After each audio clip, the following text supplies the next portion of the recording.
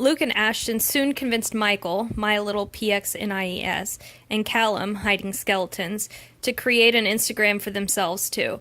This created even more drama as people scrambled to gain attention from them, the people who couldn't get it from Louie, Harry, Luke, and Ashton already. Michael was my favorite from 5 Seconds of Summer, so of course these people already knew that and played on it by getting this Michael to show me special attention, prey on my crush on the real guy. I was in my element then. I had Michael calling me good looking and being sweet to me, Louis being my friend, and Harry being my best mate. If this had been real, I would have been one very lucky girl. My feud with Luke and Ashton dissolved when Instagram finally allowed me to follow Luke. It was all a misunderstanding and we were over that unnecessary drama. Unfortunately, more drama had to follow. Harry and Louis broke up and people started taking sides. I was with Harry all the way, but most people were with Louis. Harry was still doing Night Cult, but he started to hate on Luke, like in a very cruel and nasty way. I was so into him that when he messaged me some nasty things, I didn't tell him off. Instead, I replied with things like LOL and oh my god, Harry, instead of being a nice person. Of course, these conversations were screenshotted and posted all over Instagram. Again, I was one of the most hated people in the whole community. Hated more than those who came in to point out how fake these boys were. Anybody who doubted they were legit would be bullied off of Instagram. It was very toxic for anybody who wasn't doing exactly what they had to do to make these people happy. If you did one thing wrong, doubted these boys, or doubted the real Larry Stylinson, you were turned on immediately. You were pretty much excommunicated, and it was scary. So scary that people chose to leave instead of ever telling anyone they had any doubts. These people all knew my last name, and which city I lived in. I was so scared that they could tell everyone I knew about my Larry beliefs at any moment. Harry and Louis reconciled, and I was banned from talking to Harry. Louis was apparently that kind of boyfriend, the kind that would ban his lover from having friends, even though I had explained my side of the story, and how I knew I was in the wrong so many times. Ashton never forgave me, and kept writing long posts ranting about how horrible I was, how I thought I was Eleanor, and how Harry hated me and talked shit about me every chance he got. This made my self-esteem fall so low. I hated this person for being so cruel to me. Many people believed every word and started to unfollow me, stop being my friend completely. Harry had lost his account and remade himself a new one where he would continue to do Night Cult and post all his artsy posts with hipster-type captions. I stayed offline as best I could, but I was an addict.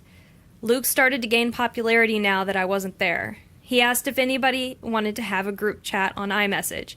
About 19 people put their hands up, one of my friends included. She was in the chat for one day before these people made a brand new one, excluding her. She didn't know what she did wrong until later when it was explained. People didn't want her in there because they wanted to talk shit about me. I was mortified. I thought these people were my friends. Even though I wasn't currently the most well-liked person, I thought they wouldn't be the cruel people they were being. Louis and Harry broke up again. Harry became my friend again, even though he was rarely online, so it was never the same. Night Cult became a thing with Luke mostly, and things became worse than they were ever before. It was an environment filled with such cruelty, people were bullied off Instagram again. Larry was still very much a part of it, but it became a backseat to Luke and his lies. This is when I started to check out. I did not believe a word of this at all. It was way too much. Luke and Ashton were supposedly in love, but Luke was sleeping with Callum and Michael and Louis. Which is just ridiculous, right? On top of that, Luke had a catalog of mental illnesses up his sleeve, so if he ever hurt anybody's feelings, that was the excuse for why he was hurtful. The Luke and Harry feud was still strong, despite Harry going through drunken periods of finding Luke attractive and wanting to have sex with him. I started to really feel the cracks in this bullshit around then. I mean, Luke Hemmings is a beautiful-looking guy, but to have the majority of 5 Seconds of Summer and One Direction having sex with him, or being sexually attracted to him all at once, it was a bit too much for me. On top of that, apparently, ZM was also real. I don't know how I survived to tell this tale, because the tin-hatting was out of control. Some people believed every word of it, and I don't know why, but I can guess why. One night, Luke posted that he was going to get his lip pierced. He posted photos of the instruments that his friends were going to use to do it, and when I woke up the next morning, guess which member of 5 Seconds of Summer had a pierced lip? It was small things like that, coincidences that made everyone second-guess their better judgment. It could be fake, But what if it was real? If we abandoned people we admired, celebs we were huge fans of, then would that mean they actually hated us? Harry came back one day posting apology posts about everyone he hurt during the dark periods when he was being an asshole. I was given an apology that included telling me that I was the best friend he ever had. I want this to be known, that despite the shame I feel, despite having huge doubts in these people, I was falling for this Harry person. I had genuine feelings for them even though they treated me poorly, and they were lying through their teeth about who they were. I can't possibly write down every single thing that happened within the 3-year period this was going on, but I'm trying my best to give you a detailed insight into how deep we were all in this mess. It was a web of lies that were attached to our heartstrings. We grew attached to these problematic people because they made us all feel special. Harry had learned all the things about me that he needed to keep me hooked. Luke soon ditched the big group chat, a group of people who still hated me and my friends. He somehow invited himself into our group, which then caused tension in our little circle too. He started dating my friend whenever he wasn't with Ashton. I was very protective of her and didn't want her to get hurt. He lied to people and told them he was actually dating me to protect her. People hated that and started hating on me again. Luke told me that Harry was very angry about him dating me, saying that I was his first. This was what made me fall for this catfish even harder. The illusion of this popular guy wanting me. I stopped caring about who he was. I just wanted his attention. I didn't believe he was Styles anymore, but I still wanted his attention because inside this environment, he was every bit as exciting and popular as that Harry. When Luke admitted that I was not actually dating him, people settled down. I mean, I still got hated on because there's something about popular males that always makes girls hate on any girl around them, even if they are LGBT. Things seemed to settle down. Luke and I became best friends, which was a complete 180 from where we started from. We had another best friend. The three of us were unstoppable, and everybody knew how close we were. Luke's old group of friends were angry about this friendship and kept trying to sabotage it. It was a mess. Harry came back single. Apparently, Louis left him for Eleanor. It was getting so ridiculous yet again, as Luke and Harry somewhat battled it out for the top dog of this community. Things seemed to fizzle out as everyone started to come online less and less, Harry included, since Luke had taken most of his followers' attention and it wasn't all that fun anymore. Louis' birthday came up, Tomlinson of course. I organized this huge birthday project with hundreds of people sending in messages and videos for him.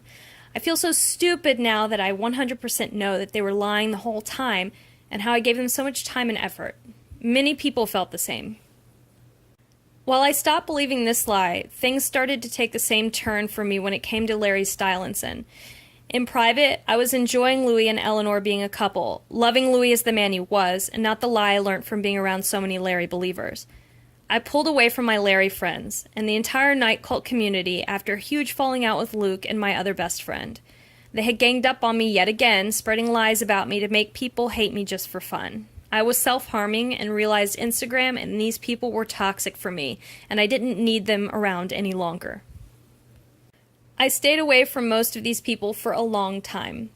When Louis and Eleanor broke up and Zayn left the band, I went on Tumblr looking for any people who were taking Zayn's side and not hating on him like many One Direction fans were doing.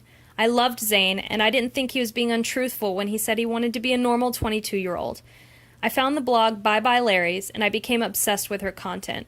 I made my own blog, Larry Is Not My Cup of Tea, and we became friends off Tumblr as well.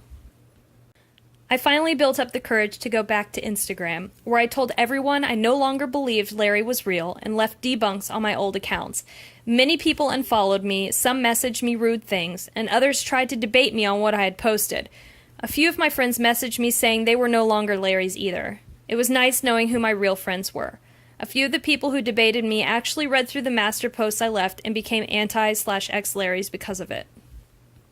I started to love Louis and Harry for who they were, and not for being in love or in a relationship like I once thought. I was completely out of that catfish cult, and my life was starting to get better. I no longer self-harmed.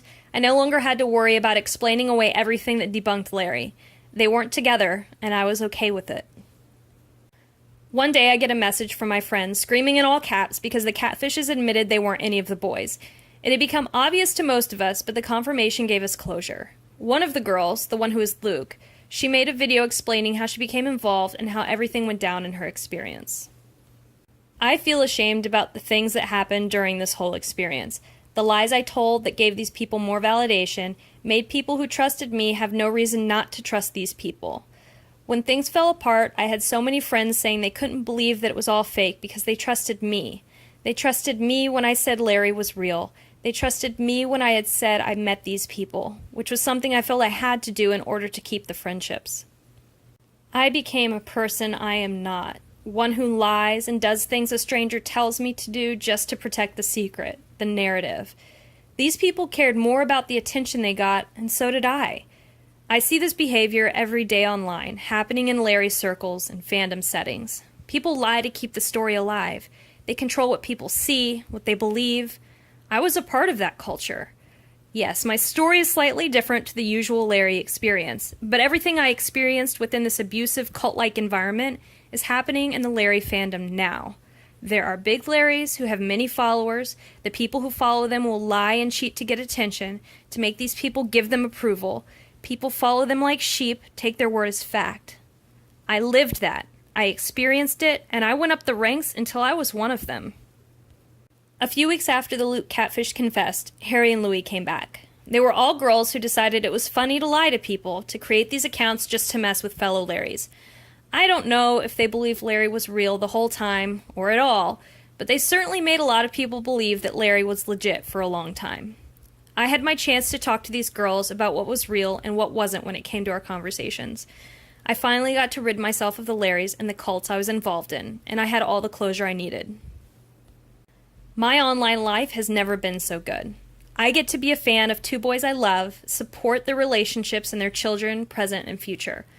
I love Harry and Louis, and I no longer feel shame for believing such nonsense. If I can overcome an internet cult and catfishes, anybody can leave their less complicated Larry involvement.